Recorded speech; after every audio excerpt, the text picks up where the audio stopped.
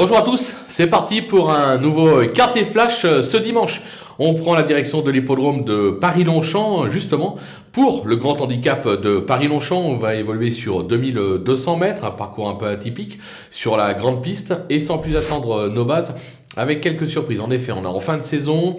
Les terrains changent, on ne sait jamais vraiment s'ils sont souples, collants, bon souples, très souples. Difficile à situer, une course très ouverte où on va prendre des risques pour l'occasion. On attaque le 16, Night Dance Man, ça ne sera vraiment pas le cheval de tout le monde. J'ai la sensation qu'il vaut beaucoup mieux que son récent échec. Il excelle sur ce type de distance, il s'est déjà bien comporté à cette valeur. J'ai la sensation qu'il peut réaliser un véritable numéro et faire afficher une énorme cote à l'arrivée de ce quintet. On va lui opposer le 3, Letty Fight, qui a été supplémenté pour l'occasion. Il a des titres à ce niveau et ne sera pas dérangé par le tracé. Il est compétitif à cette valeur. Je le répète, il a été supplémenté. On fonce. Le numéro 8, Bazork, elle affiche 100% de réussite depuis ses débuts, 8 sur 8 et 100% de réussite à ce niveau avec un succès et 2 accessites. Elle a gagné le prix de Longchamp sur ce parcours. C'est une base en béton également. Du côté des opposants, on se méfie bien évidemment de ce qui devrait être le favori de la course, le numéro 5, Breath of Fire. On ne le présente plus à ce niveau, il s'est notamment classé 4ème de cette épreuve l'an dernier. Il cherche sa course cette année, 7 accessites en 9 sorties. Même si j'aurais préféré un 2400 mètres pour lui, je pense qu'il est compétitif. Le numéro 6, Jackson, qui traverse une belle passe, comme l'attestent ses 3 derniers accessites acquis à ce niveau. Il fait de 2000 à 2400 mètres. Correctement traité au poids, il doit pouvoir bien se défendre. Et enfin le 7 King Cobra qui a fait ses preuves à ce niveau et qui s'adapte à tous les profils. Ses dernières sorties attestent sa forme actuelle. Là aussi il va falloir compter avec lui. Un petit coup de poker, le numéro 11, Norville, qui n'a pas été ridicule dernièrement à ce niveau. La distance va, je pense, servir ses intérêts. Le cheval est en forme, il peut espérer venir ici brouiller les pistes. Les outsiders avec le Las Villaro qu'on connaît bien, à Longchamp, c'est 2 succès et 5 accessites en 11 tentatives. Il semble certes un petit peu moins compétitif ces dernières semaines, notamment que par le passé, mais ça reste un cheval qui est confirmé dans cette catégorie, qui est confirmé sur la piste.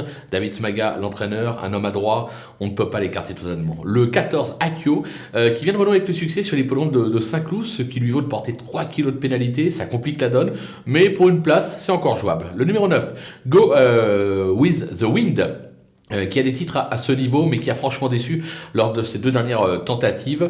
La distance est dans ses cordes, je le rachète. Parce que bon, il m'a déçu, mais je le rachète parce qu'on sait qu'il a la pointure d'un tel lot. Le numéro 2, Monsieur Xo, qui s'est déjà placé à ce niveau, mais qui semble plus compétitif en évoluant sur le sable. Il vient bien de se défendre sur l'hippodrome de Saint-Cloud, ce qui est encourageant. Maintenant, il reste chargé. C'est vraiment plus pour une place que pour la victoire. Le numéro 10, Sam.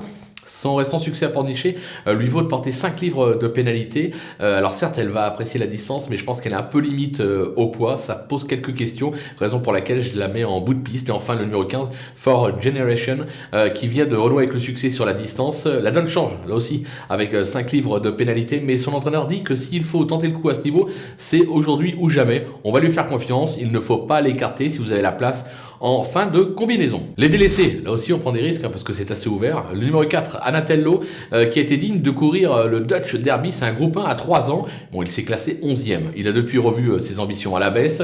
Il vient de s'imposer à réclamer.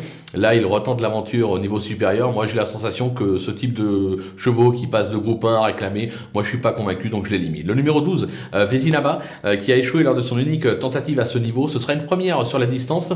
J'ai la sensation qu'elle est un cran en dessous dans cette catégorie. Et enfin le numéro 13, Vega Magic, qui s'est placé à ce niveau sur cette piste début septembre. Alors c'est pas un champion, mais il est bien sur la distance.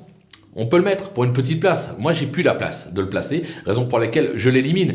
Mais bon, voilà, si vous avez encore la place, je vous dis, c'est très très ouvert. On va pas se mentir, c'est un quintet, on va croiser les doigts, mais bon, il peut y avoir des trucs intéressants par rapport aux favoris et surtout par rapport à la cote. On a fait le tour de cet événement. On va se quitter en vous donnant notre sélection et nos conseils de jeu. Et dès demain, vous retrouvez Stéphanie Chastain qui vous fera l'analyse du quintet de Marseille.